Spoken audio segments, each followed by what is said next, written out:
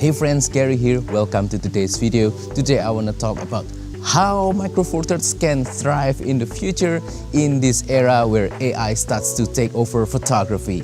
Now, in this modern era where AI can generate image easily and accurately and also flawlessly, I think people will crave authenticity. They want something with meaning. They want a little bit of storytelling. They will be fine with a little bit of imperfection, but what they want is something real, something true, not something that is generated by a synthetic program. Now, where does that authentic, true, real storytelling come from? It'll come from our everyday lives. You know, in terms of photography, it's like capturing moments in our everyday life and just be real about it, not over polishing it. And that's where something like Micro Four Thirds will definitely shine, because it is small, it is lightweight, it is relatively affordable, especially if you consider the older camera bodies and lenses. So you can bring it everywhere during your everyday lives. It's not going to be burdensome, it's not gonna get in your way, and you can capture beautiful everyday moments with this little guy. I mean, this is like the perfect EDC camera system. That's a real opportunity right there for Micro Four Thirds to really shine. In the past, people are looking for Micro Four Thirds because it is the best travel camera system. It is lighter, it is not that big, and you can carry it around easily. It'll produce image quality that is significantly better than just using a flagship smartphone. So yeah, here's another opportunity for Micro Four Thirds to shine again in real life everyday situations. Another aspect that AI will not be able to take over in photography is real life experience. Being in the location and operating your camera and trying to come up with compositions, AI will not be able to replicate that. I mean, come on, maybe you're in Bali or you're in Iceland, you saw this beautiful scenery and you want to photograph it. You have to take out your camera, you have to find out some compositions, and then you have to do the process of photography, composing, focusing, making sure things are right, camera settings are correct, and then you snap that picture and you have that feeling of satisfaction. With AI, no, it's not possible. I mean, you're standing in front of a scenery and all you do is just type some text into the AI program and it will generate image. I mean, that is so weird. I think this is another opportunity for Micro Four Thirds camera system to really shine, because they are such a fun camera system. I mean, for example, look at this guy right here. This is my new Panasonic Lumix G100. Not exactly a new camera, but it is so fun to use. It feels so tactile. Operating it, pressing the buttons, everything just feels so nice. And then also some aspects about the performance, the quick boot time of the camera, the fast and precise single autofocus. It makes using the camera so enjoyable, so fun. I got so much satisfaction from that. Now imagine replacing this with just my phone and a program, an AI program, and just typing in some commands. It doesn't feel satisfying. It feels like you are texting someone, and it's just, you know, something that's not real. So I think what Micro Four Thirds should do, Panasonic Lumix and OM system, I think they should make cameras that are small, lightweight, easy to carry around, and relatively affordable, so that they can penetrate this everyday life situation. They'll become this de facto EDC camera system.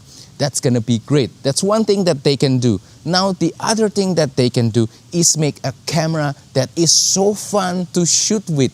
I mean, camera that feels so nice when you hold it on your hand. The buttons, the dials, everything feels nice, and also very fun to operate. Fast boot time, I think that's a must, and then have a little bit of that nostalgic feeling, you know, hint hint, Pan F Mark II, or hint hint, GX9 Mark II.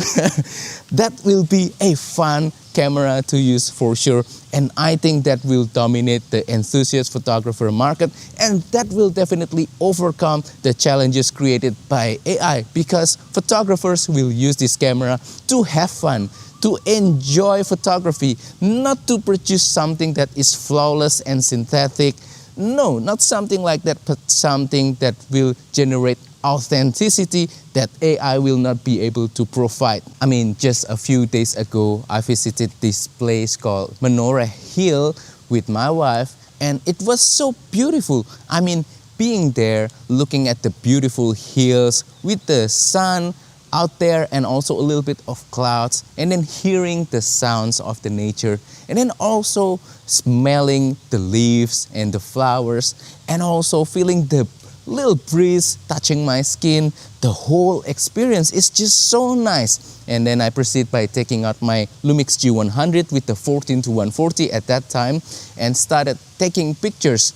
Not amazing picture like in Google Images, but you know, it's my image and I had a lot of fun doing that. I mean, the overall experience of being there, enjoying the nature and taking picture is just so beautiful. I don't think AI will be able to replicate that, or maybe they can. I don't know. Maybe they'll strap us into a machine and then fit our sensors with these beautiful images, these beautiful sounds. They'll tickle our skin with this simulation of breeze. I don't know. Maybe in the future they'll be able to do that, and maybe in that future we'll be in the Matrix like in the movie. But that future is not now. Now it's time for us to be authentic. Now it's time for Micro Four Thirds to shine again. This is the key to being authentic, in my own personal opinion. The form factor, the benefits of Micro Four Thirds is just perfect for this authenticity, for these everyday life situations, you know, just capturing pictures, moments from your everyday lives. I mean, this I think is the best camera system for that. I do have some other camera systems that could potentially be the perfect everyday carry camera as well for everyday storytelling, for authenticity. For example, the Leica M8.2. But that thing is not as practical as Micro Four Thirds. I mean, Micro Four Thirds has the right form factor and it's easy to use. It's not difficult like Leica M, where you have to focus using the rangefinder, and it's also a very limited camera, and it's also prohibitively expensive, not like Micro Four Thirds. It is still relatively more affordable. And then also I have the Sony E-mount camera, the ZV-E10, and for everyday situation it's horrible. I just have to be honest with you guys. I'm only using that camera for making YouTube videos like what I'm doing in the studio, you know, talking head videos, a little bit of B-roll, stuff like that. But for everyday photography, I try to use that on a train ride from Yogyakarta to Jakarta, and it's just horrible.